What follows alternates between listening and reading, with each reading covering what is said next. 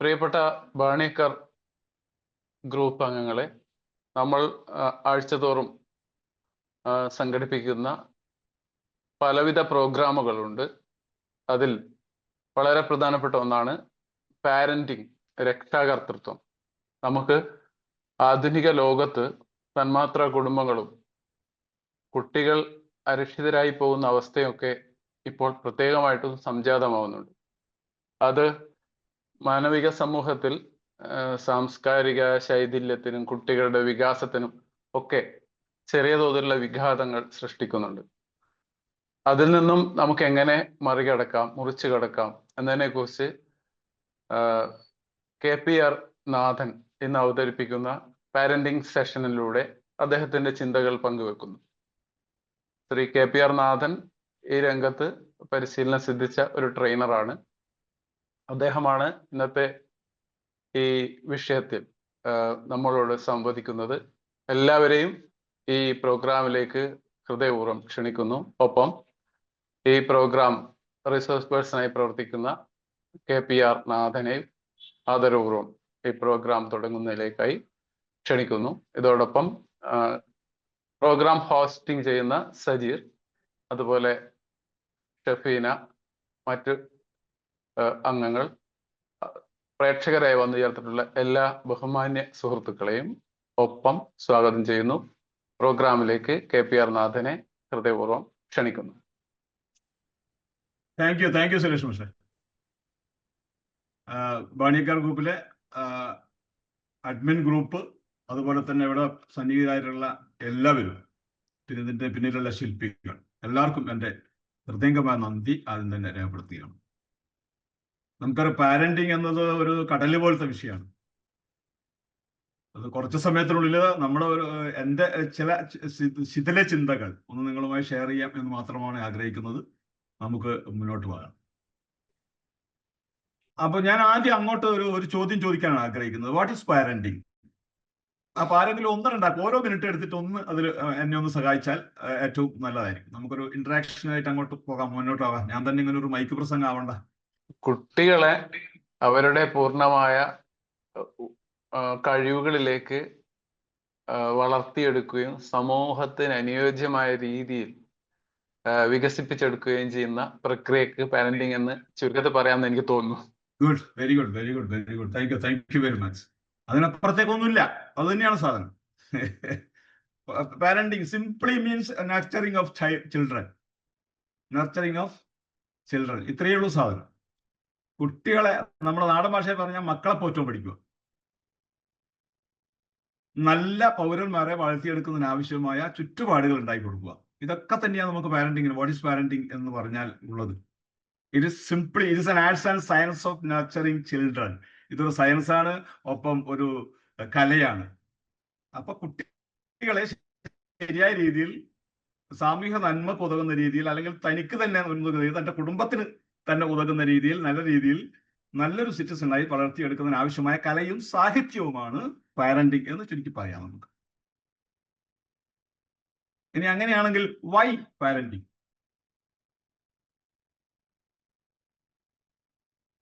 എന്താണ് ഇതിന്റെ പ്രസക്തി? എന്തിനാണ് നമ്മൾ ഇതിന് ഇത്രത്തോളം ശ്രദ്ധ കൊടുക്കേണ്ടി വരുന്നത് എന്ന് ചോദിച്ചാൽ, അപ്പൊ നമുക്കറിയാം, നമുക്ക് ചരിത്രത്തിൽ ഹിറ്റ്ലർ എന്ന് പറഞ്ഞു കഴിഞ്ഞാൽ ഒരുപക്ഷെ സ്കൂളിൽ പോയവർക്കൊക്കെ അറിയാവുന്ന ഒരു പേരാണ് ശരിക്കും. അപ്പൊ ഹിറ്റ്ലർ എങ്ങനെയാണ് നമ്മുടെ ലോക ചരിത്രത്തെ സ്വാധീനിച്ചത് എന്ന് നമുക്കറിയാം. അദ്ദേഹം എത്ര ക്രൂരനായിരുന്നു എന്ന് നമുക്കറിയാം. പക്ഷെ അതിന്റെ കുട്ടിക്കാലത്തെ കുറിച്ച് നമ്മൾ ഒന്ന് പരിശോധിക്കുമ്പോൾ അദ്ദേഹം ആർട്ടിസ്റ്റ് ആകാൻ ആഗ്രഹിച്ച ഒരാളായിരുന്നു എന്ന് നമുക്ക് പഠിക്കാൻ കഴിയും. ആർട്ടിസ്റ്റ് ആകാൻ അദ്ദേഹത്തിന്റെ വളരെ ക്രൂരനായ എന്ന് പറയാവുന്ന അദ്ദേഹത്തിന്റെ പിതാവിന് എപ്പോഴും ഇയാള് ഒരു സിവിൽ സർവീസ്മാൻ ആവണം എന്നായിരുന്നു അതിയായി ആഗ്രഹിച്ചത്. അതിനുവേണ്ടി ഇയാള് വളരെ ക്രൂരമായി ഈ കുട്ടിയെ 13 വയസ്സിൽ ഇയാൾ മരണപ്പെട്ടു പോകുന്നുണ്ട്. ഈ 13 വയസ്സിലും ഇതുമായി ബന്ധപ്പെട്ട് നിരന്തരം ശിക്ഷിച്ചുകൊണ്ടിരുന്നു ഈ കുട്ടിയെ. അപ്പൊ 18-ാം വയസ്സിൽ തന്റെ ഏറ്റവും പ്രിയപ്പെട്ട അമ്മയും ക്യാൻസർ ബാധിതയായി മരണപ്പെട്ടു. അതോടുകൂടി ഒറ്റപ്പെട്ട ബാലന്റെ പിന്നീടുള്ള യാത്രയാണ് അവസാനം ലോകത്തെ ആകെ തന്നെ നടുക്കുന്ന ഹിറ്റ്ലറായി മാറ്റി തരുന്നത്. നമുക്കിത് പറയുമ്പോൾ തന്നെ നമുക്ക് ഒരു സിനിമ കണ്ടാലും നമുക്കൊക്കെ ഒരു സിനിമയുടെ പേര് പറഞ്ഞാൽ സ്ഫടികം എന്നുള്ളൊരു സിനിമ പറഞ്ഞാൽ അതിലെ മോഹൻലാലിന്റെ ആടുതോമയിലേക്കുള്ള യാത്ര, അതില് തിലകൻ, അച്ഛന്റെ തിലകൻ ആ കഥാപാത്രത്തിന്റെ സംഭാവന നമുക്ക് വളരെ, ഈ സിനിമ കാണുന്നവർക്കൊക്കെ വളരെ കൃത്യമായി നമ്മളെ ഹൃദയത്തിൽ പതിച്ച രണ്ട് കഥാപാത്രങ്ങളാണ്. അപ്പൊ അതിന്റെ ഒരു എന്താ പറയാ, കുട്ടിക്കാലത്ത് നിന്ന് ക്രമാനുഗതമായി വളർന്ന് ആടുതോമയിലേക്കുള്ള ആ ഒരു മനഃശാസ്ത്രപരമായ ആ വളർച്ച വളരെ കൃത്യമായിട്ട് വരച്ചു കാട്ടുന്ന സിനിമയാണ്. അതിനിടയിൽ ഞാനൊരു ഒരു 2 ലൈൻ പാട്ട് പാടാം. ഉണ്ടു സഖി ഒരു കുലമുന്തിരി വാങ്ങിടുവാനായി 4 കൈയിൽ, ഉണ്ടു പ്രിയേ ഖൽബിലൊരാശ മുന്തിരി തിന്നിടുവാൻ. ഈ പാട്ട് ഒരു പഴയ ഭരണാധികാരിയുടെ മനോഭാവത്തെ സൂചിപ്പിക്കുന്ന ഒരു പാട്ടാണ്. ഇത് നിങ്ങൾ ആരെങ്കിലും പ്രതികരിച്ചേ പറ്റൂ. ഒരു 1/2 മിനിറ്റ് മുതൽ 1 മിനിറ്റ് വരെ സമയമെടുത്ത് ഈ പാട്ടിന്റെ പിന്നിലുള്ള ഭരണാധികാരി അദ്ദേഹത്തിന്റെ ഒരു സമീപനത്തെ കുറിച്ച് എന്തെങ്കിലും പറയാൻ കഴിയുന്ന ഇതിലുണ്ടെന്ന് എനിക്ക് ഉറപ്പുണ്ട്. അതുകൊണ്ട് തന്നെ ആരെങ്കിലും ഒന്ന് പ്രതികരിക്കണം, എന്നെ സഹായിക്കണം. എന്ന് പറയുന്ന ഖലീഫയുടെ കാര്യമാണ് ഇപ്പൊ സംസാരിക്കുന്നത്. അത്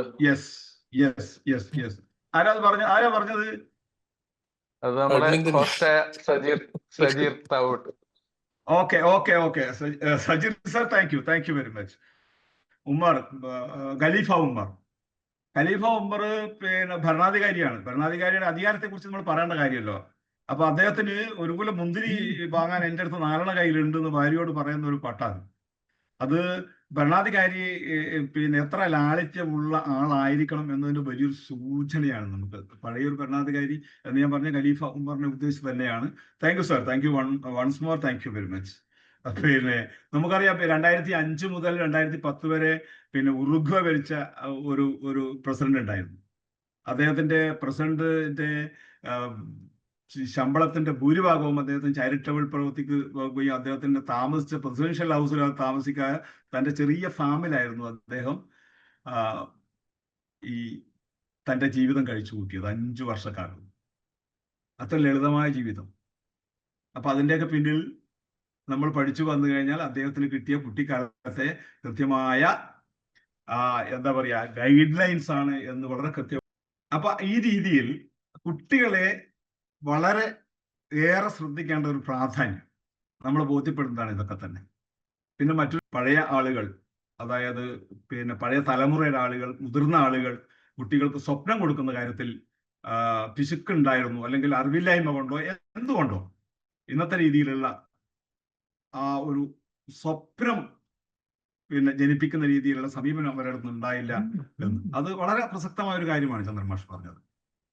പക്ഷെ നമുക്ക് ഇന്ന് ആ പ്രശ്നമില്ല.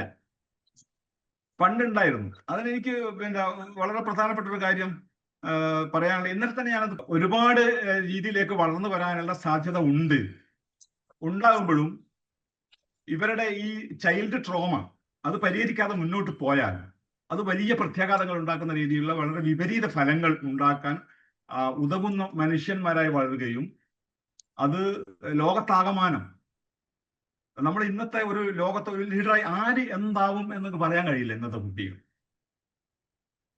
അപ്പൊ നമ്മള് ഇപ്പൊ അങ്ങനെ ആയ ഒരാള് നമ്മൾ എടുക്കുക, ഒരു പേരല്ല, ഏതെങ്കിലും ഒരു രാജ്യത്തിന്റെ ഭരണാധികാരി, ഒരു ചൈൽഡ് ട്രോമ ഇങ്ങനെയുള്ള ഭാവിയിൽ ക്രൂരനാകാൻ ഉതകുന്ന രീതിയിലുള്ള ചൈൽഡ് ട്രോമയും പേറി വന്ന ഒരാളാണ് എന്നിരിക്കെ,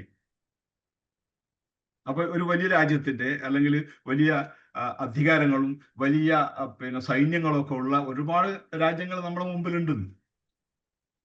അവരുടെ മൈൻഡ് ശരിയല്ലെങ്കിൽ, അവരുടെ പ്രവർത്തനം ശരിയല്ലെങ്കിൽ, അവരുടെ മാനസികാവസ്ഥ ശരിയല്ലെങ്കിൽ അവരുടെ പ്രതികരണം ലോകത്തെ ആകെ നശിപ്പിക്കാൻ അവർക്ക് നിമിഷങ്ങളെ വേണ്ടു എന്നുള്ളൊരു അവസ്ഥ ഇന്ന് സംജാതമായിട്ടുണ്ട്. അപ്പൊ ഏത് സ്വപ്നം നമുക്കുണ്ടെങ്കിലും ആ സ്വപ്നങ്ങളൊക്കെ നമ്മൾ വാരിക്കൂട്ടി ഒരു പൊസിഷനിലെത്തുന്നു. അത് ഏത് പൊസിഷനിലായാലും, ഇവിടെ വില്ലേജ് ഓഫീസിൽ പോണു മുതൽ അമേരിക്കൻ പ്രസിഡന്റ് വരെയുള്ള, അല്ല റഷ്യൻ പ്രസിഡന്റ് വരെയുള്ള, അല്ല ചൈനീസ് പ്രസിഡന്റ് വരെയുള്ള ആളുകൾ ആരായാലും ഇവരുടെ ചൈൽഡ് ട്രോമ പേറിക്കൊണ്ടു പോയാൽ അവർ നമ്മൾ ഉദ്ദേശിക്കുന്ന പ്രവൃത്തിക്ക് വേണ്ടി നമ്മൾ അവിടെ സ്ഥാപിച്ച രീതിയിലല്ല അവരുടെ പ്രവർത്തനം വരിക. നേരെ വിപരീതമായി ലോകത്തെ ആകെ നിഷ്കാസനം ചെയ്യുന്ന, ആകെ നശിപ്പിക്കുന്ന രീതിയിലേക്ക് വരാനുള്ള സാഹചര്യം ഇന്നുണ്ട്. അതുകൊണ്ട് ഞാൻ എപ്പോഴും എൻ്റെ ഒരു പരിഗണന എന്നുള്ളത് സ്വപ്നം വേണ്ട എന്നല്ല, സ്വപ്നം അങ്ങേയറ്റം സ്വപ്നം ഉണ്ടാവട്ടെ, അതോടൊപ്പം തന്നെ നല്ല ഒരു പൗരനായി വളർന്നു വന്ന് എന്നിട്ട് നല്ല ഒരു സ്വപ്നം സാക്ഷാത്കരിച്ച് തനിക്കും തൻ്റെ കുടുംബത്തിനും സമൂഹത്തിനും ലോകത്തിനാകെ നന്മ വരുത്തുന്ന മനുഷ്യന്മാരായി വളർന്നു വരിക. അപ്പൊ ആദ്യ പരിഗണന എൻ്റേത് നല്ല മനുഷ്യനാവുക എന്നതാണ്. അതിനുശേഷമാണ് എന്ത് വലിയ സ്വപ്നങ്ങൾ കെട്ടിപ്പടുക്കുക എന്ന്. ഇത് രണ്ടും കൂടി ഒന്നിച്ചു പോകുന്നതാണ് ഏറ്റവും നല്ലത് എന്ന് ഞാൻ പ്രത്യേകിച്ച് പറയേണ്ടതില്ലല്ലോ. അപ്പൊ ആ രീതിയിൽ പേരന്റിങ് വളരെ പ്രസക്തമാണ്. അപ്പൊ കുട്ടികളെ വളർത്തുമ്പോൾ നമ്മൾ പലപ്പോഴും ഇതിന് അമ്മമാർ ഏറ്റവും പ്രധാനമായി, അച്ഛനും അമ്മയ്ക്കും ഒരേ പ്രാധാന്യമാണ് എന്നുള്ള കാര്യത്തിൽ ഒരു സംശയമില്ല. ഇതിൽ ഈ മാതാക്കൾക്ക് വലിയ പ്രാധാന്യമാണ്. നമ്മുടെ നാട്ടുകാരിയായ വളരെ ആർജവമുള്ള, വളരെ അവധാനതയുള്ള, തൻ്റെടിയായ ഒരു അമ്മ, ഒരു ഉമ്മ, ഒരു മാതാവ് നമ്മളെ നാട്ടിലുണ്ട്. ഈ കഴിഞ്ഞ പ്രാവശ്യം എന്തല്ല എന്നുള്ള ഇതിൽ ഇന്റർവ്യൂ കൊടുത്ത ഡോക്ടർ അമ്ന, അതിൽ നമ്മൾ ശ്രദ്ധിക്കപ്പെടേണ്ട ഒരു കഥാപാത്രമാണ്. കുട്ടിയുടെ കാര്യത്തിൽ എത്രത്തോളം ഒരമ്മ ശ്രദ്ധാലുവായിരിക്കണം എന്നതിൻ്റെ ഒരു നേർപതിപ്പാണ് ഡോക്ടർ അമ്ന. അമ്ന ഒരുപാട് ശമ്പളമൊക്കെ കിട്ടുന്ന ഒരു തൊഴിൽ മാറ്റിവെച്ച് ഇപ്പൊ കുട്ടിയെ വളർത്താൻ ലീവ് എടുത്ത് വീട്ടിലിരിക്കുകയാണ്. എന്നിട്ട് ഓൺലൈൻ ചെയ്യാവുന്ന കാര്യങ്ങൾ മാത്രമേ ചെയ്യുന്നുള്ളൂ. കുട്ടികളുടെ കാര്യങ്ങളൊക്കെ, കുട്ടിയുടെ കാര്യം വളരെ കൃത്യമായി ചെയ്തതിന് ശേഷം കിട്ടുന്ന സമയം മാത്രം ഉപയോഗപ്പെടുത്തി ഓൺലൈൻ സർവീസ് ചെയ്യുന്ന ഒരു അമ്മ നമ്മുടെ നാട്ടിലുണ്ട്. അധികം അമ്മമാർ അങ്ങനെ എൻ്റെ ജീവിതത്തിൽ ഞാൻ കണ്ടിട്ടില്ല. അപ്പൊ ഇങ്ങനെയുള്ള അമ്മമാരെ വാർത്തെടുക്കാനുള്ള ഒരു പ്രവണത, ഒരു സജീവമായ ഒരു സാന്നിധ്യം നമ്മുടേത് ആ രംഗത്തുണ്ടാവണം എന്നൊരു അപേക്ഷ അതിനിടയ്ക്ക് ഞാൻ ഇതിൻ്റെ കൂടെ നിങ്ങളുടെ മുമ്പാകെ വെക്കുകയാണ്. അപ്പൊ നമുക്ക് ഡോക്ടർ അമ്നയെ പോലുള്ള ആ മാതാക്കളെ സൃഷ്ടിച്ചെടുക്കാൻ നമുക്ക് കഴിയണം. ചുരുങ്ങിയ പക്ഷം നമ്മളെ വാണിമേൽ പ്രദേശത്തെങ്കിലും നമ്മുടെ പഞ്ചായത്തിൽ ഉടനീളം അത്തരമുള്ള അമ്മമാർ ഉയർന്നു വരാൻ ആവശ്യമായ സാഹചര്യങ്ങൾ ഒരുക്കുന്ന കാര്യത്തിൽ, അവർക്ക് ട്രെയിനിങ് കൊടുക്കുന്ന കാര്യത്തിലേക്ക്, എന്നിട്ട് ഒരു ചെറിയൊരു ചുവടുവെപ്പ് നമ്മൾ നടത്തിയിട്ടുണ്ട് ഒരു വർക്ക്ഷോപ്പ് എന്ന നിലയിൽ. അത് വിപുലപ്പെടുത്തി സജീവപ്പെടുത്തി വളരെ കൃത്യമായ നമ്മളെ ലക്ഷ്യം നിറവേറ്റുന്ന രീതിയിലേക്ക് പോകണം എന്ന് അതിൻ്റെ ഇടയിൽ ഞാനൊന്ന് പറഞ്ഞു നോക്കുകയാണ്. ഇനി അമ്മമാർ എന്ന രീതിയിലേക്ക് ഈ കുട്ടികളെ വളർത്തുമ്പോൾ അതിൻ്റെ ഇടയിൽ ഞാനൊരു ചെറിയൊരു അനുഭവം കൂടി പറയുകയാണ്. ഞാൻ കുറ്റാടി സ്റ്റേഷനിൽ വർക്ക് ചെയ്യുന്ന ഒരു കാലത്ത് കുട്ടി ഒരു മിസ്സിംഗ് കേസ് രജിസ്റ്റർ ചെയ്യുന്നതാണ്. മിസ്സിംഗ് കേസ് രജിസ്റ്റർ ചെയ്തു. സാധാരണഗതിയിൽ എന്താ ചെയ്യാന്ന് പറഞ്ഞാൽ, നമുക്ക് കുട്ടികൾ കാണാതായിപ്പോയാൽ അവിടെ കേസ് രജിസ്റ്റർ ചെയ്യും. നമുക്ക് പെറ്റീഷൻ തരുന്നു, കേസ് രജിസ്റ്റർ ചെയ്ത് അന്വേഷണം ആരംഭിക്കും. അപ്പൊ സ്വാഭാവികമായും പലരും എന്ത് ചെയ്യും എന്ന് പറഞ്ഞാൽ, ആരെങ്കിലും കൃത്യമായി കൂട്ടിപ്പോയ കേസാണെങ്കിൽ, അതായത് വിവാഹം കഴിക്കുക എന്നുള്ള ആവശ്യത്തോട് കൂട്ടിപ്പോയതാണെങ്കിൽ ചെറുക്കൻ്റെ ആളുകൾ എന്ത് ചെയ്യും, വരന്റെ ആളുകൾ വിളിച്ച് നമ്മളെ അറിയിക്കും ഇങ്ങനെ ഉണ്ടെന്ന്. സ്വാഭാവികമായിട്ട് ഇതും എന്തുണ്ട്, കൃത്യമായി അവർ ഇഷ്ടം ആക്കിയിട്ട് പ്രായപൂർത്തിയായവർ കല്യാണം കഴിക്കാൻ തീരുമാനം എടുക്കാം എന്നുള്ള അവകാശബോധത്തോടു തന്നെ പോയവരാണ് എന്നുള്ളതുകൊണ്ട് നമ്മളെ വിളിച്ചു. ഇങ്ങനെ ഞങ്ങൾ മതപരമായ കല്യാണം കഴിഞ്ഞിട്ടുണ്ട്, നാളെ ഞങ്ങൾ രജിസ്റ്റർ ചെയ്യുന്നുണ്ട് എന്ന് ആവശ്യപ്പെട്ട ഞങ്ങൾ രാവിലെ കുട്ടിയെ എത്തി നമ്മുടെ അടുത്ത് വരണം എന്നാവശ്യപ്പെട്ട കാര്യം അവർ വന്നു. അപ്പൊ തന്നെ അമ്മയുടെ ഈ കുട്ടിയുടെ അമ്മയും പാർട്ടിയും 1-2-3 ജീപ്പിലൊക്കെ ആയിട്ട് അവരും അവിടെ വന്നു. അപ്പൊ അന്ന് സ്റ്റേഷൻ സെക്യൂരിറ്റി ചാർജ് എനിക്കാണ്. അപ്പൊ അവിടെ എന്തെങ്കിലും മൂവ്മെന്റ് ഉണ്ടാക്കാതിരിക്കുക എന്നുള്ളത് എൻ്റെ ചുമതലയാണ്. അപ്പൊ അമ്മ പറഞ്ഞു, എനിക്ക് ഇവളെ ഒന്ന് കാണണം, മകളെ ഒന്ന് കാണണം സാർ. ഞാൻ പറഞ്ഞു, ഒരു ഇഷ്യൂ ഉണ്ടാക്കരുത്, എൻ്റെ തൊഴിൽ നിങ്ങൾ കളയരുത്. അവർ പ്രായപൂർത്തിയവരാണ്, അതുകൊണ്ട് തന്നെ അവർക്ക് കല്യാണം കഴിക്കാനുള്ള അവകാശമുണ്ട്. അത് കോടതിയിൽ അവരെ എത്തിക്കുന്നത് വരെ അവരുടെ സംരക്ഷണ ചുമതല നമുക്കാണ്. അതുകൊണ്ട് ഒരു കാരണവശാലും നിങ്ങളൊരു ഇഷ്യൂ ഉണ്ടാക്കരുത്, സീൻ ഉണ്ടാക്കരുത്. നിങ്ങൾക്ക് കാണാം, മനുഷ്യത്വപരമായ നിങ്ങളെ കാണിക്കണം എന്നൊരു ഉത്തരവാദിത്വം നമുക്കില്ല. പക്ഷെ മനുഷ്യത്വപരമായി നമ്മൾ ചെയ്യും, നിങ്ങളുടെ അമ്മയല്ലേ, നമ്മൾ ചെയ്തിരിക്കും എന്ന് പറഞ്ഞു. അപ്പൊ കാണാൻ അനുവാദം കൊടുത്തു. അവരുടെ അടുത്ത് പോയി കുറെ കരഞ്ഞു, കുറെ സീനൊക്കെ ഉണ്ടാകാൻ പോയി. ഞാൻ പോയി ഇടപെട്ടു. കൂടുതൽ എന്താ പറയാ, നമ്മുടെ അതിരി കവിഞ്ഞു പോകുമ്പോൾ ഇല്ല. അപ്പൊ അതൊക്കെ കഴിഞ്ഞു. ഈ കുട്ടിയാണെങ്കിൽ ഈ കരച്ചിലും പറച്ചിലും ഒക്കെ അമ്മ ചെയ്ത് ഒരുപാട് കാര്യങ്ങൾ കരഞ്ഞുകൊണ്ട് പറയുകയൊക്കെ ചെയ്ത് കുട്ടി മൈൻഡ് ചെയ്യുന്നില്ല അമ്മയെ. അപ്പൊ അവരെ കോടതിയിലേക്ക് പോയി, പോലീസുകാർ എസ്കോർട്ട് കൂടി പോയി. അതിനുശേഷം അമ്മ എന്നോട് 1-2 വാക്കുകൾ ഇങ്ങനെ പറഞ്ഞിരുന്നു, 2-3 സെന്റൻസുകൾ പറഞ്ഞിരുന്നു. പിന്നെ സാറേ നിങ്ങളറിയോ എൻ്റെ തൊട്ടപ്പുറത്തുള്ള ശങ്കരന്റെ ശങ്കരൻ എന്ന് പറഞ്ഞാൽ വലിയൊരു പൈസക്കാരനാണ്. ഈ അമ്മ നിത്യവൃത്തിക്ക് പിന്നെ ഡെയിലി കൂലിപ്പണിക്ക് പോകുന്ന ആളാണ്.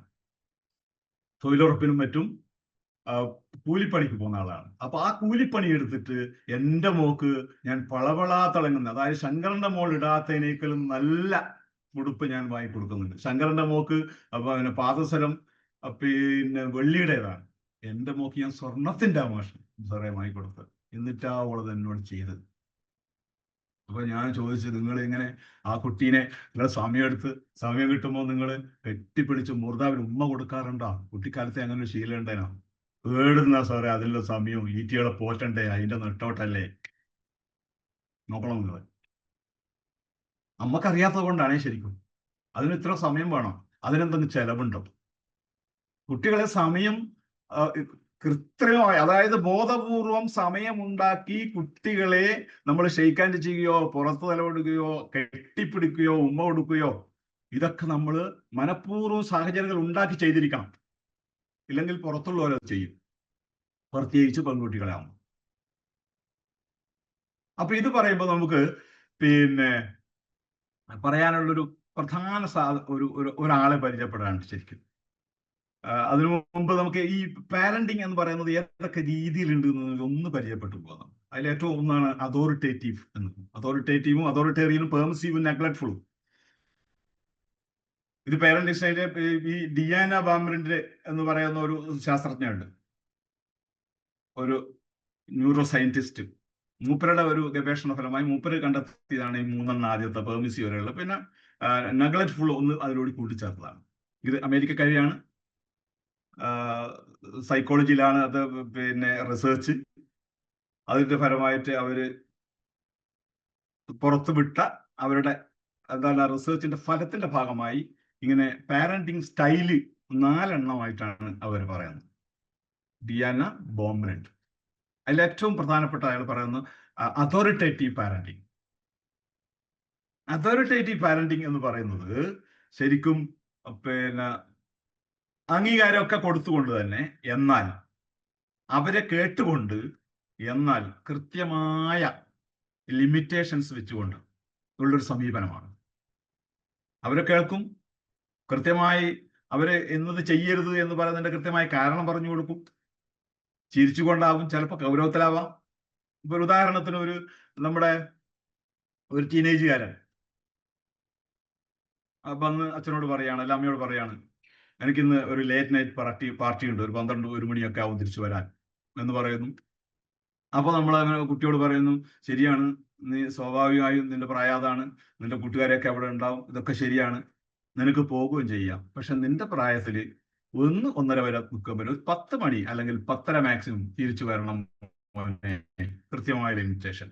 അപ്പൊ കുട്ടി എന്തായി എന്ന് പറഞ്ഞാൽ കുട്ടിക്ക് അംഗീകാരം കിട്ടി, കൃത്യമായി മോനെ അംഗീകരിച്ചു. ആദ്യം അവന് പറയാനുള്ളത് കേട്ടു, എന്നാൽ അവിടെ ലിമിറ്റേഷൻ കൊടുത്തു. ഇതാണ് ഒരു ഉദാഹരണമായി പറയാൻ നമുക്ക് അതോറിറ്റേറ്റീവ് പാരന്റിംഗ് എന്നുള്ളത്. എന്നാൽ തൊട്ടടുത്തതോ അതോറിറ്റേറിയൻ ആണ് ഡിക്റ്റേറ്റർഷിപ്പിലേക്ക് വന്നു. ശരിക്കും ഇതേ ആവശ്യവുമായി മകൻ അല്ലെങ്കിൽ മകള് അമ്മയോടോ അച്ഛനോടോ വന്ന് ഈ പാരന്റിനോട്, ഈ അതോറിറ്റേറിയൻ പാരന്റിനോട് പറഞ്ഞാൽ, വേണ്ട കേട്ടാ, ആ പോക്ക് പോണ്ട, ഇനി ഇങ്ങനെ ആവശ്യമായിട്ട് വരുവാൻ വേണ്ട, തീർന്നു അവിടെ. അവനെ അംഗീകരിക്കുന്നുമില്ല, അവന് പരിഗണനയുമില്ല, സ്നേഹവും ഇല്ല. നേരെ ഒരു ഭരണാധികാരിയെ പോലെ കൃത്യമായി നോ. ഇത് അതോറിറ്റേറിയൻ ആണ്. അപ്പൊ ഇതായിരുന്നു ആരുടെ, നമ്മുടെ സ്ഫടികത്തിലെ തിലകനും അതുപോലെ തന്നെ ഈ അഡോൾഫ് ഹിറ്റ്ലറുടെ പിതാവും ഈ അതോറിറ്റേറിയൻ ആയിരുന്നു എന്നുള്ളതാണ്. മൂന്നാമതൊന്ന് പറഞ്ഞ പെർമിസീവ് ആണ്. പെർമിസീവിൽ ലവ് ഉണ്ട്.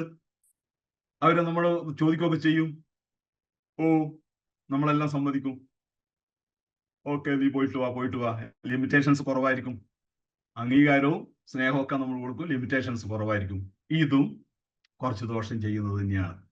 പിന്നെ നെഗ്ലക്ട്ഫുൾ അത് പിന്നെ പറയേ വേണ്ട. ഇവിടെ ഒന്നുമില്ല, ലിമിറ്റേഷൻസും ഇല്ല, ലവും ഇല്ല, ഒന്നുമില്ല.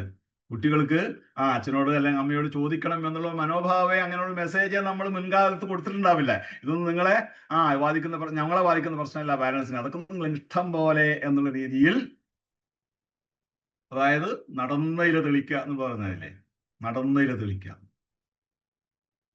അത് ചിലപ്പോ തെളിച്ചയില നടത്താനുള്ള ഒരു ശ്രമമൊക്കെ ചിലപ്പോൾ നടത്തി പരാജയപ്പെട്ടുണ്ടാവാം, അല്ലെങ്കിൽ ആദ്യം തന്നെ ഇതേ നിലപാടാവാം. ഇങ്ങനെ 4 രീതിയിലുള്ള പാരന്റിങ് ആണ് എന്നാണ് ജിയാന ബോംറെഡ് നമ്മളെ ഓർമ്മപ്പെടുത്തുന്നത്. ശരിക്കും ഇത് നമ്മളൊക്കെ ജീവിതത്തിൽ നമുക്ക് കാണാം. നമ്മൾ ഏതാണ് എന്നുള്ളൊരു പരിശോധന, ഈ അതോറിറ്റേറ്റീവ് ആണോ പൂർണ്ണമായും എന്നുള്ളൊരു പരിശോധന നല്ലതാണ് എന്നൊരു ഓർമ്മപ്പെടുത്തൽ ഈ അവസരത്തിൽ നിങ്ങൾക്കാണ്. ഇതാണ് doctor Tiffany field. Doctor Tiffany field TRI എന്നൊരു ഇൻസ്റ്റിറ്റ്യൂട്ട്, മിയാമി യൂണിവേഴ്സിറ്റി, അമേരിക്കയിൽ. ഈ ഇൻസ്റ്റിറ്റ്യൂട്ടിന്റെ പ്രധാനം 10 വർഷത്തോളം പഠനം നടത്തിയിട്ടുള്ളത് ഈ ടച്ചിങ്ങുമായി ബന്ധപ്പെട്ട് ഏതൊക്കെ രീതിയിൽ ടച്ചിങ്ങിന് പ്രാധാന്യമുണ്ട് എന്നുള്ളത് വലിയ രീതിയിൽ 10 വർഷത്തെ പഠനത്തിന് ശേഷമാണ് അവർ കൃത്യമായി ഇതിനെക്കുറിച്ച് പ്രബന്ധം എഴുതി അവതരിപ്പിച്ചത്. അതിൽ പ്രധാനപ്പെട്ടത് ഹഗിന്റെ, അതുപോലെ പാറ്റ് ഓൺ ദ ബാക്ക്, മസാജ്, ഹൈഫൈവ്സ് നല്ല അറിയായിരിക്കുമല്ലോ, നമ്മൾ കൈമുട്ടിയിട്ട് ഇങ്ങനെ ആഹ്ലാദം പ്രകടിപ്പിക്കുന്നത്. പിന്നെ ഹാൻഡ് ഷേക്ക് ഈസി ആണല്ലോ. പിന്നെ ഫിസ്റ്റ് ബമ്പ്, നമ്മൾ ഇങ്ങനെ രണ്ടാളും കൂടെ കൈമുട്ടുന്നില്ല, ഫിസ്റ്റ് ബമ്പ്. അപ്പൊ ഈ രീതിയിലൊക്കെ ടച്ചിങ്, സ്പർശനം കുട്ടികൾക്കാവാം, അല്ലെങ്കിൽ പരസ്പരമാവാം. ഇത് കുട്ടികൾക്ക് മാത്രമല്ല, നമ്മുടെ മുതിർന്ന ആളുകൾക്കും ഇത് വളരെ ഉപകാരം ചെയ്യുന്ന സംഭവം തന്നെയാണ്. കുട്ടികളുടെ സ്വഭാവ രൂപീകരണത്തിലൊക്കെ തന്നെ ഇത് വലിയ പ്രാധാന്യത്തോടുകൂടി നമ്മൾ കാണേണ്ടതാണ് എന്നുള്ളതും കൂടി ഓർമ്മപ്പെടുത്തുകയാണ് ഞാൻ. അപ്പൊ ഇത്രയും ആണ് ടച്ചിങ്ങുമായി ബന്ധപ്പെട്ട് പറയാനുള്ളത്. ഇനി അതിന്റെ ചില മെസ്സേജുകൾ ഓരോ ടച്ചിങ്ങിനും ടിഫാനി ഫീൽഡ് നമ്മളെ ഓർമ്മപ്പെടുത്തുന്ന ചില മെസ്സേജുകൾ. ഒന്ന് കെട്ടിപ്പിടിക്കുമ്പോൾ നമ്മൾ പറയാതെ പറയുന്നത് you are safe, loved and never alone. നീ സുരക്ഷിതമാണ് മോനെ, നീ സ്നേഹിക്കപ്പെടുന്നുണ്ട് മോനെ, ഞാൻ നിന്നെ സ്നേഹിക്കുന്നു, ഞങ്ങൾ നിന്നെ സ്നേഹിക്കുന്നു. ആൻഡ് നെവർ അലോൺ, നീ ഒരിക്കലും തനിച്ചല്ല, ഞങ്ങൾ ഉണ്ടടാ എന്ന് ഒരു കെട്ടിപ്പിടുത്തത്തിലൂടെ ഒരു മെസ്സേജ് പറയാതെ നമ്മൾ പറയുന്നു എന്നാണ്. അടുത്ത നോക്കൂ, I am here for you, ഞാനുണ്ട്, നിനക്ക് വേണ്ടി ഞാനിവിടെയുണ്ട് എന്ന് പുറത്തു തട്ടി പറയാൻ നമുക്കറിയാം. നമുക്കറിയാം, എന്തെങ്കിലും കാര്യമൊക്കെ ആയിട്ട് തെങ്ങിക്കരയുന്ന ഒരു കുട്ടീൻ്റെ അടുത്ത് നമ്മൾ മെല്ലെ പോയി ഒന്ന് പുറത്തു തട്ടിയാൽ അവന്റെ കരച്ചിൽ കൂടിക്കൂടി വന്ന് അത് കുറയും. കൂടിക്കൂടി വരുമ്പോ എന്താ, കൂടിക്കൂടി വരുന്നതിന്റെ കാര്യം എന്താ? ആ വൈകാരികം അവസ്ഥ പുറത്തേക്ക് പോയി മെല്ലെ സ്വാതന്ത്ര്യത്തിന്റെ അവസ്ഥയിലേക്ക് വരുന്ന രീതിയാണത്. അപ്പാടെ നിന്നു പോകണമെന്നില്ല. ചിലത് പെട്ടെന്ന് സ്വാതന്ത്ര്യത്തോടു കൂടി തന്നെ നിന്നു പോകും. ആ തലോടലൂടെ തന്നെ നിന്നു പോകുന്ന അവസ്ഥയും നമ്മൾ കാണാറുണ്ട് എന്നതാണ്. മറ്റൊന്ന് നോക്കൂ, I can encourage you and trust you, fist bump.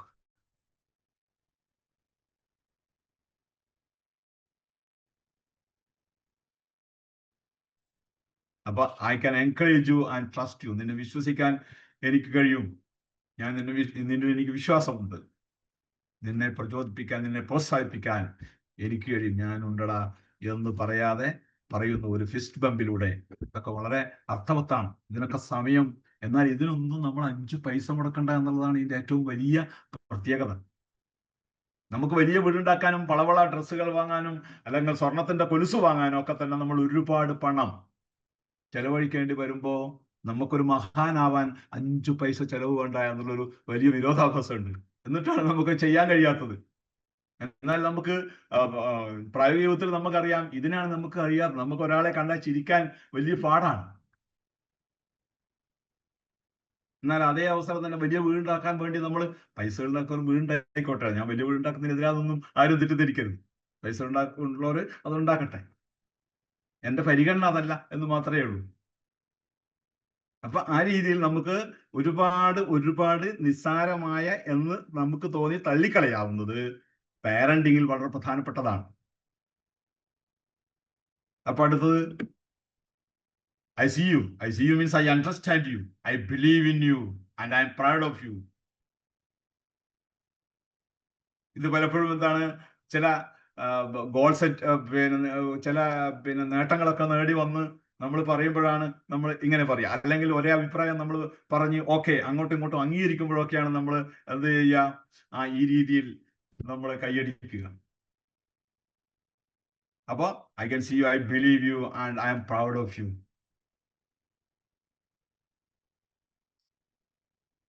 എന്ന് പറയാതെ പറയാൻ ഈ ഒരൊറ്റ ഹാൻഡ്സ് മൂവ്മെന്റിന് കഴിയുന്നു എന്ന് വരുമ്പോ നമ്മൾ എന്തിനാ ഇതിന് പിശുക്ക് കാണിക്കുന്നത് എന്ന് ആലോചിക്കേണ്ടിയിരിക്കുന്നു.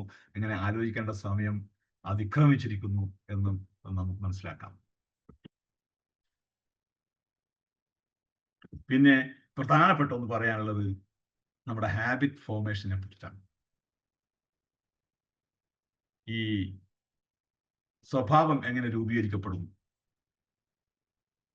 ഒന്ന് പറഞ്ഞു പോകുക മാത്രമേ ഉള്ളൂ. നമുക്ക് ഡീപ്പായിട്ട് പോകാനൊന്നും പിന്നെ ഒന്നിച്ച് അങ്ങനെ പോകേണ്ട കാര്യമില്ല എന്ന് ഞാൻ എനിക്ക് തോന്നുന്നത്. ഒന്ന് പറഞ്ഞു പോവുക, എന്നിട്ട് നമുക്ക് അടുത്ത ക്ലാസ്സിൽ ഒന്നും കൂടെ ചില ഏരിയകൾ എടുത്ത് ചർച്ച ചെയ്യുക. ഇന്ന് പറഞ്ഞു തീർക്കാവുന്നു, നാളെ പറഞ്ഞു തീർക്കാവുന്നു, ഒരു മാസം പറഞ്ഞു തീർക്കാവുന്നു അല്ല പാരന്റിങ് എന്ന് ഞാൻ ആമുഖത്തിൽ ആദ്യം പറഞ്ഞു. അതുകൊണ്ട് നമുക്ക് ഹാബിറ്റ് ലൂപ്പ്, എന്താണ് ഈ ഹാബിറ്റ് ലൂപ്പ് അല്ലെങ്കിൽ ശീലചക്രം? ശീലചക്രത്തിൽ 3 കോമ്പണന്റ് ആണ് പറയുന്നത്. അതിലൊന്നാണ് ക്യൂ. ഒരു ശീലത്തിലേക്ക് നമ്മൾ വരുമ്പോൾ ആദ്യം അതിനൊരു സ്റ്റാർട്ടിങ് വേണം, ഒരു ട്രിഗർ വേണം, ഒരു ക്യൂ. എന്തെങ്കിലും ഒരു പ്രവൃത്തി ചെയ്യുന്നതിന് ആവശ്യമായ ഒരു കാരണം, ട്രിഗർ. നമ്മൾ വെടിവെക്കുമ്പോൾ ആദ്യം ആ ട്രിഗർ അമർത്തുമ്പോഴാണ് ആ പ്രവൃത്തിയിലേക്ക് പോകുന്നു. അതൊരാളെ പിന്നെ ഏതെങ്കിലും ഒരു പിന്നെ ലക്ഷ്യത്തിലേക്ക് പോയി അത് തറയ്ക്കുന്നു. അപ്പൊ എല്ലാത്തിനും ഒരു ട്രിഗർ വേണം. ഒരു ശീലത്തിലേക്ക് വരാൻ ആദ്യം അതിനൊരു ക്യൂ വേണം, ഒരു ട്രിഗർ വേണം, ഒരു കാരണം വേണം, ഒരു തുടക്കം വേണം. ഇപ്പൊ അതിന് ഒരു ശീലത്തിലേക്കുള്ള വഴിയിൽ നമുക്കറിയാം, നമുക്ക് കാപ്പി കുടിച്ച് ശീലമില്ല, അല്ല നമ്മൾ സിനിമ ടാക്സിലേക്ക് പോകും. സിനിമ ടാക്സിലേക്ക് പോകുമ്പോൾ അവിടെ നിന്ന് നമ്മൾ എത്തുമ്പോൾ തന്നെ ആ പോപ്കോണിന്റെ മണം ഇങ്ങനെ വരികയാണ്. ആ മണം ഒരു ക്യൂ ആണ്.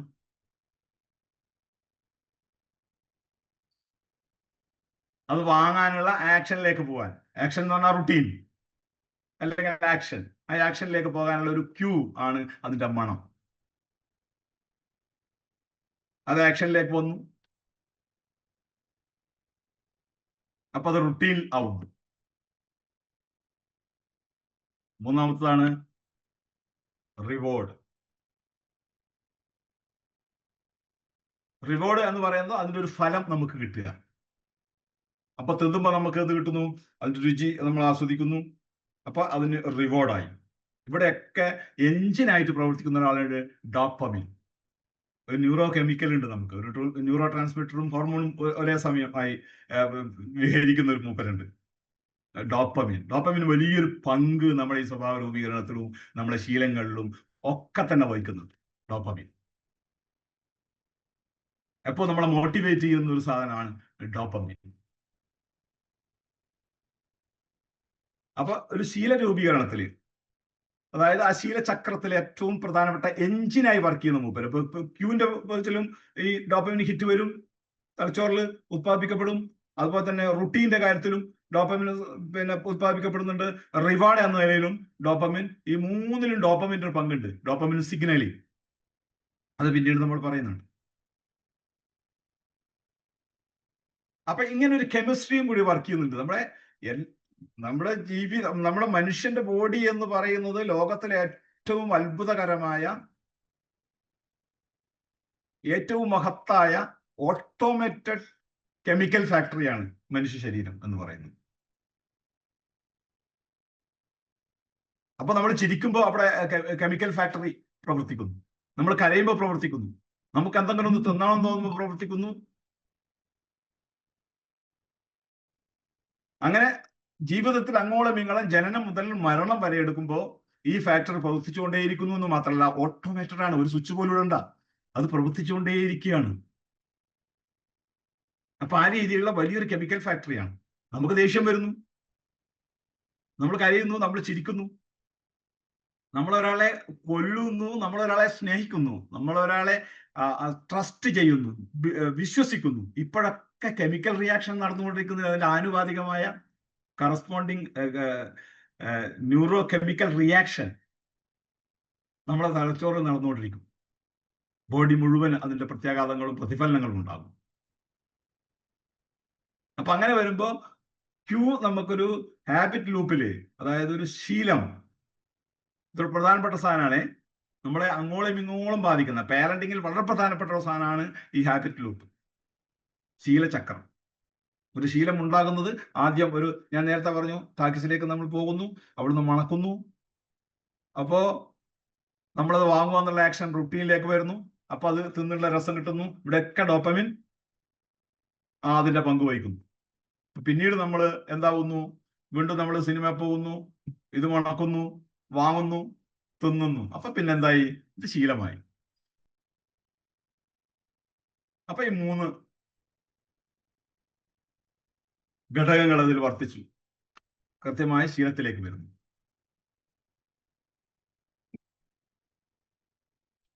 ഇനി ബേസൽ ഗാംഗ്ലിയ എന്ന് പറഞ്ഞിട്ട് വലിയൊരു സംഗതി നമ്മുടെ തലച്ചോറിൽ അങ്ങനെ ഒരു ഭാഗമുണ്ട്. ഈ മെക്കാനിസത്തിൽ ഏറ്റവും പ്രധാനപ്പെട്ട ഒരു നാഡിയാണ്.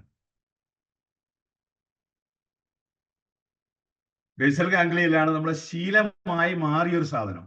ഓട്ടോമേറ്റഡ് ആയി കഴിഞ്ഞാൽ പിന്നെ ബേസൽ ഗാംഗ്ലിയക്ക് നിക്ഷേപിച്ച് നീ ആയിക്കോ എന്ന് പറയും. അപ്പൊ അവിടെയാണ് മൂപ്പരാണ് കളിക്കുക. പിന്നെ നമ്മളെ മദ്യപാനികളെല്ലാം വലിയ രീതിയിലേക്ക് ഇവിടെ എത്തിക്കഴിഞ്ഞാൽ, ആ ചുഴിയിലേക്ക് എത്തിയാൽ, നമ്മളറിയില്ല, വലിയ ചുഴിയിൽ എത്തിപ്പോവാ. വലിയൊരു പിന്നെ വെള്ളമുള്ള നദിയിലുള്ള ചുഴികൾ പലപ്പോഴും നിങ്ങൾ കണ്ടിട്ടുണ്ട്. ഈ ചുഴിയിൽ പെട്ടാൽ പിന്നെ രക്ഷപ്പെടാൻ സാധ്യത വളരെ കുറവാണ്, നേരിയ സാധ്യതയുള്ളൂ. അതുപോലെ തന്നെ ബേസൽ ഗാംഗ്ലിയക്കും ഒരു ശീലം നിക്ഷേപിച്ചു കഴിഞ്ഞാൽ പിന്നെ നോക്കണ്ട, തീരെ പറ്റില്ല എന്നല്ല, സാധ്യത നന്നേ കുറയും. ഡോപ്പമിന്റെ കളി ഞാൻ നേരത്തെ പറഞ്ഞില്ലേ, ഇതിലെല്ലാം ഉണ്ടാകും. ക്യൂലുണ്ടാകും ഡോപ്പമിൻ ഹിറ്റ് നടത്തും, റൊട്ടീനിൽ ഡോപ്പമിൻ ഹിറ്റ് നടത്തും, അതുപോലെ തന്നെ റിവാർഡിലും ഡോപ്പമിൻ ഹിറ്റ് നടത്തും. ഡോപ്പമിൻ അതിന്റെ സിഗ്നലിംഗ് നടത്തിക്കൊണ്ടേയിരിക്കും.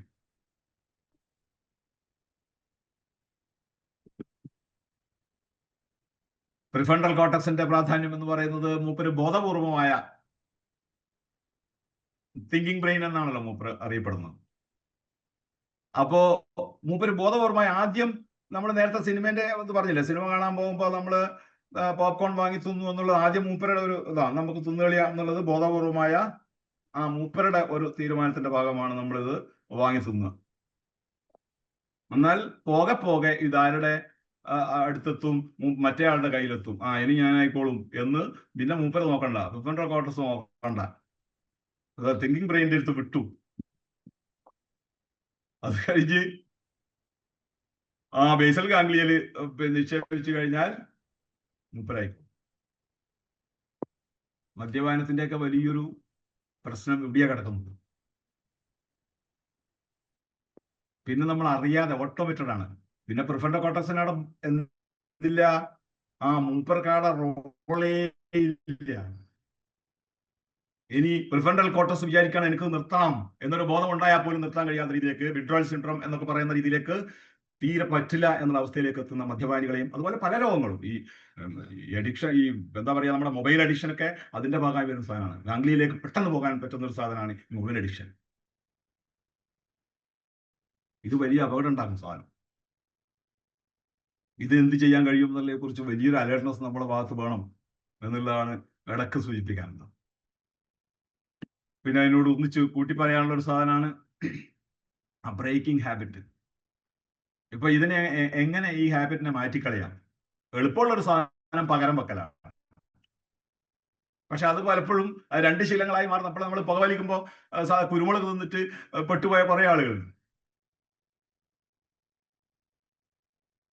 ഒരേ ക്യൂ. കാരണം എന്തെങ്കിലും വരുമ്പോ ഈ ക്യൂ ടെൻഷൻ ആകുമ്പോഴാണ് ഏറ്റവും കൂടുതൽ നമുക്ക് പ്രശ്നം ഉണ്ടാവുക.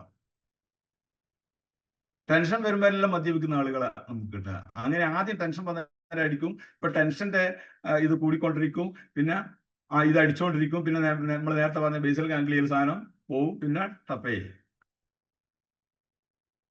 അപ്പൊ ശീലങ്ങൾക്ക് ഇങ്ങനൊരു സാധനമുണ്ട്, ഇങ്ങനൊരു സാധനം വർക്ക് ചെയ്യുന്നുണ്ട്. ഇത് പലപ്പോഴും നമ്മൾ പിന്നെ ശ്രദ്ധിക്കൂല. ഇതിനൊക്കെ വ്യക്തമായ കെമിക്കൽ റിയാക്ഷൻസും കെമിക്കൽ റെസ്പോൺസുകളും നടക്കുന്നുണ്ട്.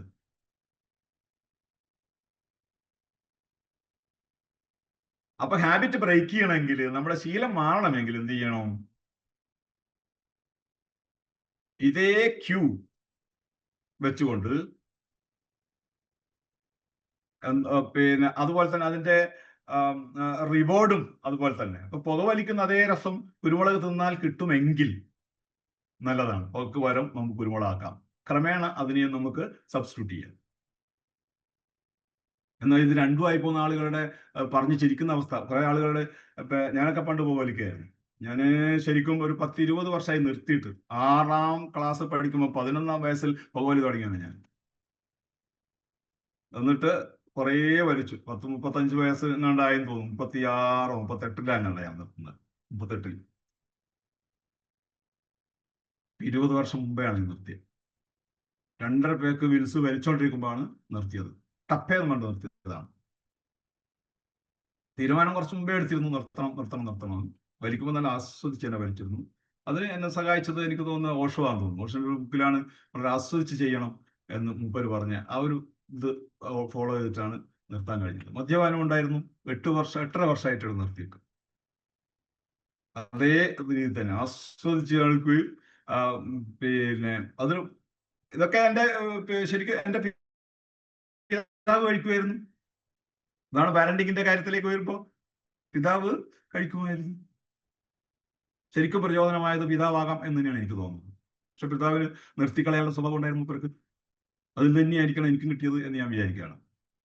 ഇനി മരണം വരെ കഴിക്കില്ല എന്നിട്ട് നിർത്താനുള്ള ധൈര്യം അതും പിതാവിൽ തന്നെ കിട്ടിയായിരിക്കണം എന്നാണ് ഞാൻ വിചാരിക്കുന്നത്. അപ്പൊ ഹാബിറ്റ് ബ്രേക്ക് ചെയ്യുക എന്നുള്ളതിലാണ് നമുക്ക് ഏറ്റവും കൂടുതൽ ശ്രദ്ധ കൊടുക്കേണ്ടി വരിക നമ്മുടെ വരുംകാലങ്ങളിൽ എന്നാണ് എനിക്ക് തോന്നുന്നത്.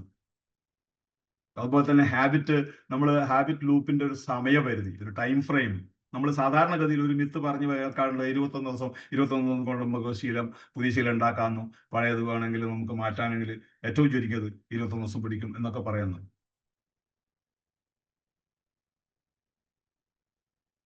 പക്ഷെ അങ്ങനെയല്ല. ഒരു പഠനം പറയുന്നത് 18 ദിവസം മുതൽ 254 ദിവസം വരെ ചില ശീലങ്ങൾ മാറ്റാൻ എടുത്തിട്ടുണ്ട് എന്നും, ആവറേജ് 66 ദിവസം. 1000 ആളുകളെ എടുത്തവർ പരിശോധിച്ചതിൽ 66 ദിവസമാണ് ആവറേജ് കിട്ടിയത്. അതിൽ ഏറ്റവും ചുരുങ്ങിയത് 18 ദിവസവും ഏറ്റവും കൂടുതൽ എടുത്തത് 254 ദിവസവും വരെയും ശീലം മാറ്റാൻ എടുത്തിട്ടുണ്ട് എന്നാണ്. ഇതൊരു സയന്റിസ്റ്റ് ഫിലിപ്പ ലാലി, അതും അമേരിക്കൻ സയന്റിസ്റ്റ് ആണ്. 10 വർഷം മൂപ്പര് അതിലും എന്ത് ചെയ്തിട്ടുണ്ട്, കൃത്യമായ പഠിച്ചിട്ടുണ്ട്. എന്നിട്ടാണ് ഈ റിസൾട്ട് പുറത്തുവിട്ടത്. Doctor Philippa Lally, university college of London. Yes, university college of ലണ്ടനിലാണ്. അപ്പോൾ അവര് പറയുന്നത് ഈ ഒരു ഹാബിറ്റ് ലൂപ്പിന് 18 ദിവസം മുതൽ 254 ദിവസം വരെ വരുന്നുണ്ട് എന്നാണ്. അപ്പൊ ഇങ്ങനെ ഈ ശീലത്തെ എടുത്ത് നമ്മൾ പാരന്റിങ്ങിൽ വളരെ പ്രധാനപ്പെട്ട ഒരു സാധനമായി കൈകാര്യം ചെയ്യേണ്ടതുണ്ട് എന്ന് ഓർമ്മപ്പെടുത്തിക്കൊണ്ട് നമുക്ക് അടുത്തതിലേക്ക് ഏറ്റവും പ്രധാനപ്പെട്ട ഒരു സംഭവത്തിലേക്ക് പോകാം. അത് മറ്റൊന്നുമല്ല, അത് ഉറക്കം. ഉറക്കിൽ എന്തൊക്കെയാണ് നമുക്ക് വരുന്നത് എന്ന് മനസ്സിലാക്കിയാൽ മാത്രം നമുക്ക് ഉറക്കിന്റെ പ്രാധാന്യം, കുട്ടികളുടെ ഉറക്കിന്റെ പ്രാധാന്യം ചെറുപ്പത്തിലേ നമ്മൾ സന്നിവേശിപ്പിക്കേണ്ടതുണ്ട്. ഇത് പറയുമ്പോൾ ഉറക്കിന്റെ തീരെ മാനിക്കാത്ത, ഞാനൊക്കെ പഠിക്കുമ്പോൾ 10ാം ക്ലാസ്സിലൊക്കെ എത്തിയപ്പോൾ അധ്യാപകന്മാർ പോലും പറഞ്ഞിരുന്നു ഉറക്കൊഴിഞ്ഞു തന്നെ പഠിക്കണം. അന്ന് പറഞ്ഞു തന്ന് ഈ പ്ലേറ്റുകളിൽ എന്തെടുക്കണം, അന്ന് കിണ്ണത്തിലാ പറഞ്ഞു. കിണ്ണം എടുത്തിട്ട് കിണ്ണത്തിൽ വെള്ളം വെച്ചിട്ട് കാലയിൽ വെക്കുക, എന്നാൽ ഉറക്കം വരുന്നുണ്ടെങ്കിലും കുറേയും കൂടി ഉറക്കം നീട്ടാൻ കഴിയും എന്ന് പറഞ്ഞു പഠിപ്പിച്ചിരുന്നു. ഞാൻ എൻ്റെ മക്കളോട് പറഞ്ഞത് എന്ത് നഷ്ടം ജീവിതത്തിൽ വന്നാലും ഉറക്കം കഴിഞ്ഞു മതി ബാക്കിയെല്ലാം എന്നാണ്. ഉറക്കത്തിന്റെ പ്രാധാന്യം. എൻ്റെ വീട്ടിലെ പൂച്ചയെ പോലും ഉറങ്ങുമ്പോൾ ഞങ്ങൾ ബുദ്ധിമുട്ടിക്കൂല. ഉറക്കം ഒരു ഭാഗ്യമാണ്. എല്ലാവർക്കും കൃത്യമായ ഗാഠനിദ്ര ലോകത്ത് കിട്ടുന്നില്ല. അതൊരു മഹാഭാഗ്യമാണ് മനുഷ്യന്റെ. പ്രത്യേകിച്ച് മനുഷ്യനാണ് ഉറക്കന് ഈ പ്രശ്നം ഉണ്ടാവുന്നത്. മനസ്സ് ഇടങ്ങാറാക്കുന്ന അവനെയാണല്ലോ കൂടുതൽ. ബാക്കിയൊക്കെ ഇൻസ്റ്റിങ്ക്റ്റ് അനുസരിച്ച് ജീവിച്ചു പോകുന്ന ആളാണ്. ബാക്കി എല്ലാ ജീവികളും, ഏറെക്കുറെ മിക്കവാറും ജീവികളും ഇൻസ്റ്റിങ്ക്റ്റ് അനുസരിച്ച് ജീവിച്ചു പോകുന്നതാണ്. മനുഷ്യനാണ് ബുദ്ധി കൊണ്ട് പ്രശ്നം ഉണ്ടാകുന്നത്. മനുഷ്യന്റെ ഏറ്റവും വലിയ ബോണും അതുപോലെ തന്നെ കേസും ഈ ബുദ്ധിയാണ്.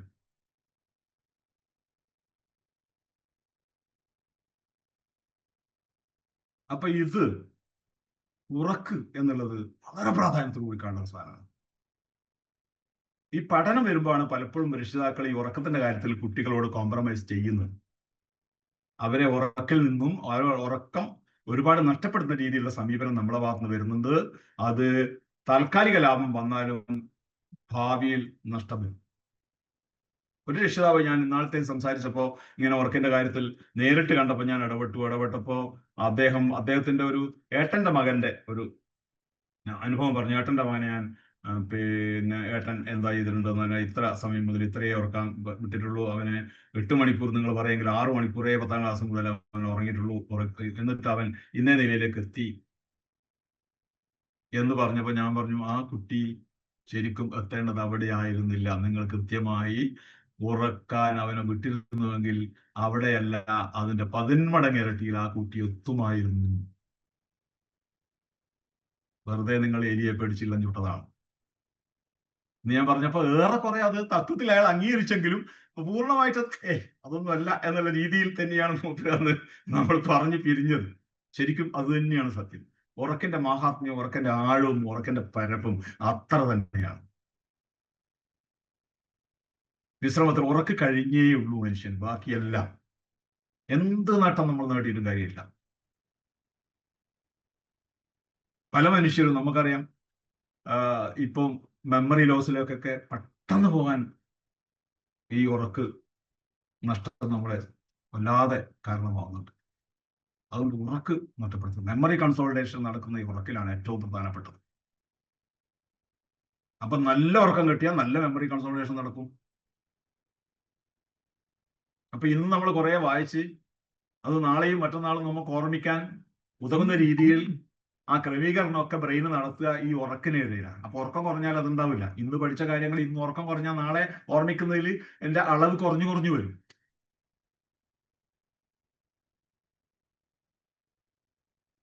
അല്ലെങ്കിൽ തന്നെ നമ്മൾ ഇത് ആവർത്തിച്ചാണ് ഇത് ലോങ് റണ്ണിലേക്ക് മെമ്മറിയിലേക്ക് കൊണ്ടുവരണമെങ്കിൽ ഒരുപാട് ആവർത്തിക്കേണ്ടി വരും.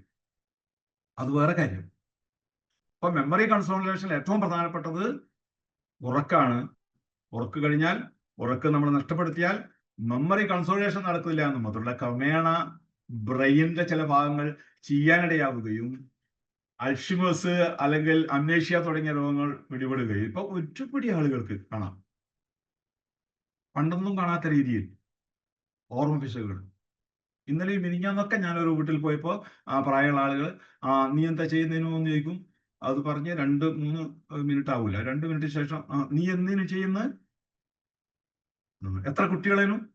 ഇപ്പൊ ഈ രീതിയിൽ കുറച്ച് പ്രായം ഒരു 10, 50, 55 ആവുമ്പോൾ അതിന് ചെറുപ്പത്തിലെ കൂടുതൽ ഉറക്കം പോകുന്നതാണ്. ഇനി ഉറക്കം നഷ്ടപ്പെടുത്തൽ മാത്രമാണ് ഇതിന് കാരണം എന്ന് മാത്രമല്ല കേട്ടോ, വലിയ കാരണം.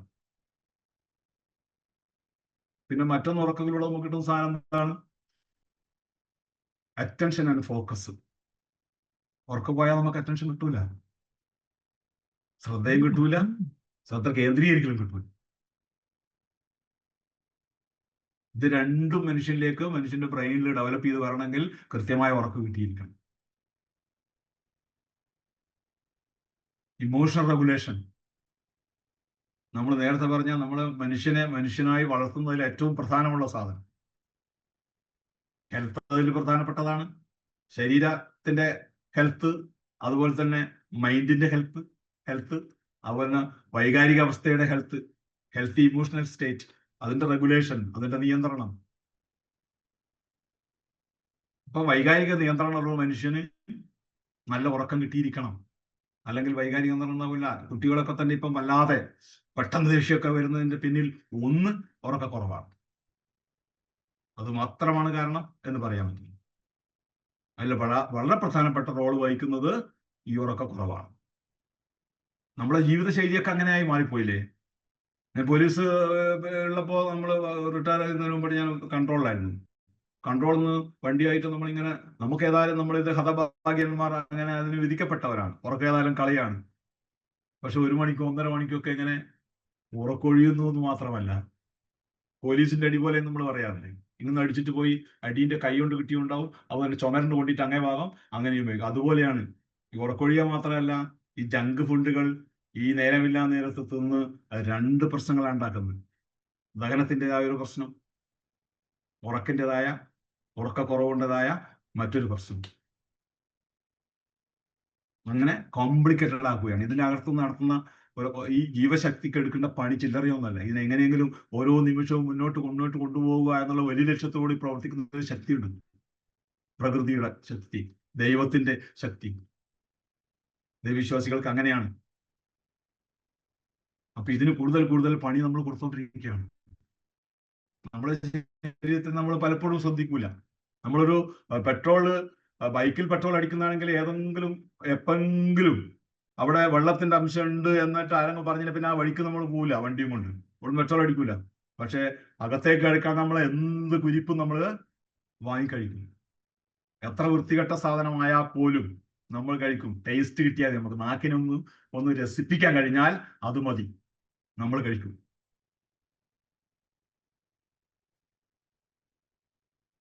അപ്പോ ഉറക്കം പോയാൽ നമ്മളെ വൈകാരിക അവസ്ഥ നിയന്ത്രിക്കാൻ കഴിയില്ല എന്നുള്ള വലിയൊരു ശോചനീയ അവസ്ഥയിലേക്ക് നമ്മൾ പോകുന്നു. അതൊരു ഭയാനകമായ അവസ്ഥയാണ് കേട്ടോ, ഈ മെമ്മറി പോവുക എന്നത്. അല്ലെങ്കിൽ നമ്മുടെ അറ്റൻഷൻ പോവുക എന്നുള്ളത്. അതുപോലെ തന്നെ നമുക്ക് വൈകാരിക നിയന്ത്രണമില്ലാതെ പെട്ടെന്ന് പൊട്ടിത്തെറിക്കുക, അമ്മയോടായാലും അച്ഛനോടായാലും മറ്റാളുകളോടായാലും സുഹൃത്തുക്കളോടായാലും. കണ്ടില്ലേ സുഖങ്ങൾ 10ാം ക്ലാസ്സിൽ പഠിക്കുന്ന മക്കള് ഇല്ലേ, ഒരു സുഹൃത്തിന്റെ കുത്തിക്കൊടലെടുത്ത്. അങ്ങനെ എത്ര ഉദാഹരണങ്ങൾ. ചെറിയ ദേഷ്യവും വലിയ ദേഷ്യവും കണ്ടില്ല. ദേഷ്യം പറഞ്ഞാൽ ദേഷ്യം തന്നെയുള്ളൂ. അവസരത്തിനനുസരിച്ചാണ് ദേഷ്യപരയിലേക്കല്ല പോകുന്നത്. നിങ്ങൾ നോക്ക്, ഭ്രാന്ത് എന്നുള്ള അവസ്ഥ എന്താ? നമുക്ക് ദേഷ്യം വരുന്നു, തിരിച്ചു വരാൻ നമുക്ക് കഴിയുന്നു. നമുക്ക് ദേഷ്യം വരുന്നു, ആ ദേഷ്യം തിരിച്ചു വരാൻ നമുക്ക് കഴിയുന്നില്ല. ഭ്രാന്താ, അതിനാ ഭ്രാന്ത് എന്ന് പറയാം. അപ്പൊ ദേഷ്യാവസ്ഥ എന്ന് പറയുന്നത് ഭ്രാന്തമായ അവസ്ഥ തന്നെയാണ്, നേരത്തേക്കാണെങ്കിലും. നമ്മളതിനെ ആലോചിച്ച് നോക്ക്. നമുക്ക് ദേഷ്യം വരുന്ന അവസ്ഥയിൽ നമ്മൾ ചെയ്യുന്ന പ്രവൃത്തി, ദേഷ്യം പോയാൽ നമുക്ക് ന്യായീകരിക്കാനാവില്ല, നമ്മൾ പ്രയാസപ്പെടും. പ്രത്യേകിച്ച് കുട്ടികളെ തരുന്ന കാര്യത്തിലൊക്കെ അത് വല്ലാതെ പ്രയാസപ്പെടാറുണ്ട്. നമ്മൾ അടിച്ചു പോയല്ലോ എന്ന് വിചാരിച്ച് നമ്മളും കരയാറുണ്ട് പലപ്പോഴും. ചില അമ്മമാരൊക്കെ പ്രത്യേകിച്ച് കാണാം, ഇനി ഞാൻ അടിക്കൂല എന്നൊക്കെ തീരുമാനം എടുക്കും. വീണ്ടും ചെറിയ ഇത് കാണും, അപ്പോഴേ ടഭേദം അടി വീഴും. അപ്പൊ പിന്നെ തീരുമാനം മറന്നു പോയിട്ടുണ്ടാവും. അപ്പൊ അമ്മക്കുള്ള ദേഷ്യം നമ്മളങ്ങ് മക്കളിലേക്ക് പകരുകയാണ്. സൈക്കോളജിക്കലി നേരിട്ട് ഈച്ച പരത്തും പോലെയല്ല, കൊതുക് പരത്തും പോലെയല്ല. ഇനി അടുത്തത് നമ്മൾക്ക് സ്ലീപ്പ് കൊണ്ടുള്ള സാധനം ബ്രെയിൻ ഡീടോക്സ് ആൻഡ് റിക്കവറിയാണ്. ബ്രെയിനിൽ നടത്തുന്ന കുറേ ഉപാപചയ പ്രവർത്തനങ്ങളുണ്ട്, മെറ്റബോളിസം ഉണ്ട്. അതിൽ ഉണ്ടാക്കുന്ന ചില കേടുപാടുകൾ, ചെറിയ കേടുപാടുകൾ, അതുപോലെ തന്നെ ഇതിൽ വിഷലിപ്തമായ കാര്യങ്ങൾ അടിഞ്ഞുകൂടുമ്പോൾ അതിനെ മാറ്റല്, ചെറിയ റിപ്പയറിംഗ് വർക്ക്, ഇതൊക്കെ ഉറക്കിലാണ് നടക്കേണ്ടത്. അപ്പൊ ഉറക്കം കുറഞ്ഞാൽ അത് നടക്കൂല. ഇത് നമുക്ക് വേറെ ആരും പറഞ്ഞു തരേണ്ട ആവശ്യമൊന്നുമില്ല. ഒരു ദിവസം ഉറക്കം കഴിഞ്ഞാൽ പിറ്റേന്ന് രാവിലെ നമ്മുടെ മാനസികാവസ്ഥ നമ്മളൊന്ന് വിലയിരുത്തിയാൽ മതി, എങ്ങനെ ഉണ്ടാവും? വള്ളഭൂന്നുണ്ടാവും. ഇപ്പൊ ദൈനംദിന വ്യവസ്ഥ ശരിക്കും പ്രവർത്തിക്കുന്നില്ല എന്ന് തന്നെയാണ് അതിന്റെ ഏറ്റവും വലിയൊരു കാര്യം. വളരെ പ്രധാനപ്പെട്ട ഒന്നും കൂടി അവിടെ ലേണിംഗ് ആൻഡ് പ്രോബ്ലം സോൾവിങ്. പഠനം എന്നുള്ള പ്രക്രിയ അധികം നടക്കൂല. അതുപോലെ പ്രശ്ന നിർദ്ധാരണം ചെയ്യുന്ന പ്രോബ്ലം സോൾവിങ്, പ്രശ്നത്തിൽ പരിഹരിച്ച് മുന്നോട്ട് പോവുക, അത് അധികം വർക്കാവില്ല. ഇതൊക്കെ പറഞ്ഞാലും ഇതൊക്കെ പൊതുവായി പറയാം എന്നുള്ള കാര്യമാണ്. ഇതൊക്കെ പറഞ്ഞതിനൊക്കെ പിന്നിൽ നമുക്ക് ഒന്നോ രണ്ടോ എക്സെപ്ഷൻസുകൾ എല്ലാ കാര്യത്തിലും ചോദിക്കാനുണ്ടാവും. അത് ഈ കാര്യത്തിലുണ്ടാവും. ഇതൊരു അവസാന വാക്കൊന്നുമില്ല, ഇത് തന്നെയാണ് എന്ന് പറയാൻ പറ്റില്ല.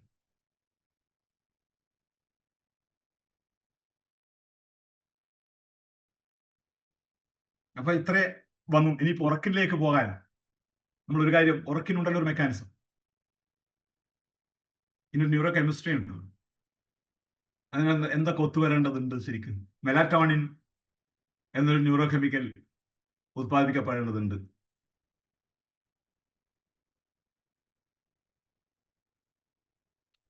അതുപോലെ അഡിനോസിൻ എന്ന് പറയുന്നൊരു സാധനം ഉത്പാദിപ്പിക്കപ്പെടുന്നുണ്ട്. സെറട്ടോണിൻ എന്നുള്ള ഒരു ന്യൂറോ ട്രാൻസ്മിറ്റർ ഉത്പാദിക്കപ്പെടുന്നുണ്ട്. പിന്നെ ഗാമ അമിനോ ബ്യൂട്രിക് ആസിഡ് എന്നൊരു സാധനം സെൻട്രൽ നെർവസ് സിസ്റ്റത്തിൽ ഉത്പാദിക്കപ്പെടുന്നുണ്ട്.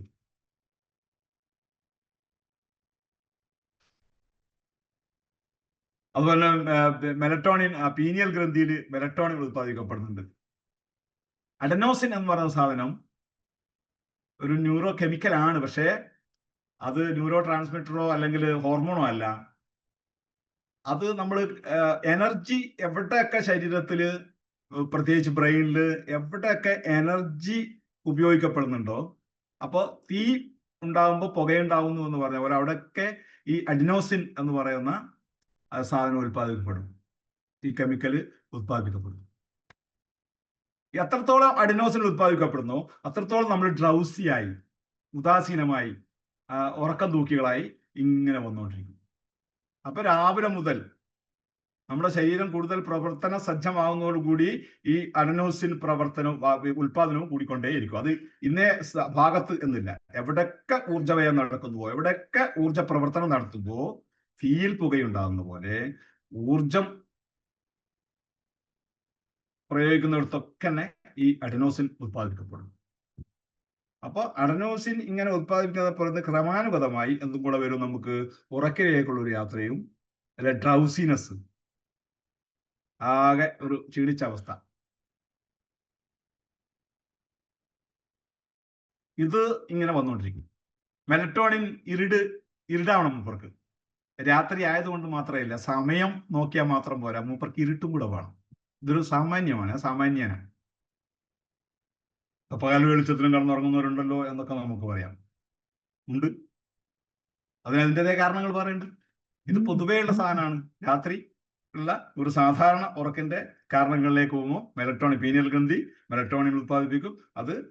അതുകൊണ്ടാണ് നമ്മൾ കഴിയുന്നതും ലൈറ്റൊക്കെ അണച്ച് ഉറങ്ങാൻ കിടക്കാൻ പറയുന്നത് ഈ മെലറ്റോണിന്റെ ഉത്പാദനത്തിന് വേണ്ടിയാണ്.